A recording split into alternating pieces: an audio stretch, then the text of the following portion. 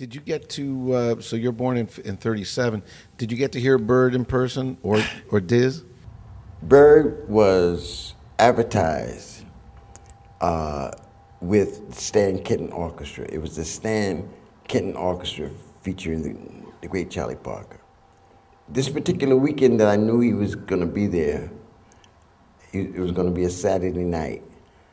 After the last class on Friday night in Laurinburg, I hitchhiked with my horn, not thinking I was going to play with Bird or nothing, but I used to go up there to jam with a dude that was in at Fort Bragg. His name was Rocky Boyd. Oh, the tenor player. Yeah, you remember Rocky Boyd? Right? Yeah. Yeah. He was Nelson Boyd's cousin, nephew. But anyway, so I had my on, but I hitchhiked. It was nothing them days down in North Carolina to hitchhike 100 miles to go somewhere. And where Laurinburg was, we were 100 miles from Greenboro in one direction, 100 miles from Durham in another direction, and so on, you know. So this particular night on a Friday, I hitchhiked. I got to Durham the next day about 12 o'clock. So I started out about 6 or 7. I got there about 12, hitchhiking. Concert started at something like 7 or 8. Now I'm there at 12 o'clock, nowhere to go, no money, you know, because I didn't really come up there to see Rocky this time. But anywhere I went, I'd always take my horn, you know. But anyway, so I decided to go to the auditorium where they were going to be playing. And so I got there about 3 o'clock, and the hit, I think, was something like 8. So like the janitors and maintenance people, they started opening up around, I think it was about 3 or 4. And I had been there since 2, so I talked to one of the people, and they said, yeah, I asked them, could I come in, you know, because I said told them I hitchhiked from Laurinburg. I really wanted to see Charlie Parker. He said, you did all that? He said, yeah, man, come on in. So I sat there in the theater, you know, until they came, you know.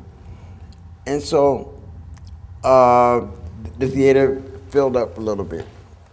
And then all of a sudden, it got packed, and then Stan Kenton Orchestra, the curtains went up. And I'm looking for Bird, because that's why, you know, I knew he hadn't came, you know. But all of a sudden, I see the side door open. Now, the band had just went on stage, and I think it was either that particular tune, it had to be the second tune. When Bird came in, as soon as he came in, I got up out of my seat. I wanted to go backstage to see him, man. I just wanted to take a look at him, and possibly, you know, if I had the time, you know, introduce myself. So I went back there, and as soon as I got backstage, now, as he rushed in the door, I don't even know how he did this.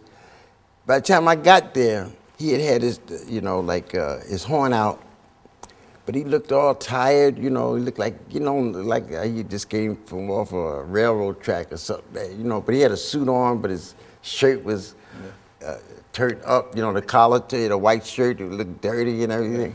But let me tell you something, man. But when I came in, you know, and I didn't even say nothing. Before I said anything, when Bird looked at me, he said, no, I said, hey, Bird, how you doing? He looked at me, he said, I hope I can say this in school. Yeah, sure. He looked at me and said, God damn, man, where you been? As if he knew me. You know what I'm talking about? So that shocked me. Where I've been, you know what I mean? Like he know me, you know what I'm saying? So I said, well, I said, oh man, you know, like I came here to check you out. He said, okay. He said, I said, you know, I'll see you, you know, when I come down. And I went back to my seat, by the time I went to my seat, Bird came out, and when I sat in my seat, I imagined what I saw backstage, which was a dirty suit and wrinkle. But when he put his horn in his mouth and started to play, the band looked like they were like glass, because they was in black and white tux. When Bird put his horn in and played the first note, he looked like he was gold.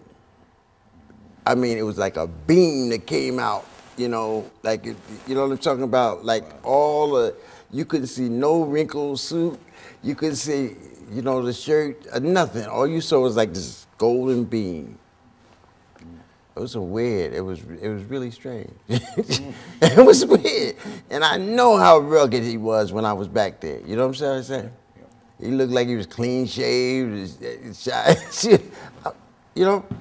But now I'm not, it might sound like I'm exaggerating. Or maybe it could have been my enthusiasm, but I don't think so. Maybe the music might have blinded me. But this is what I felt. I mean, that's what I thought I had experienced, That was the first time.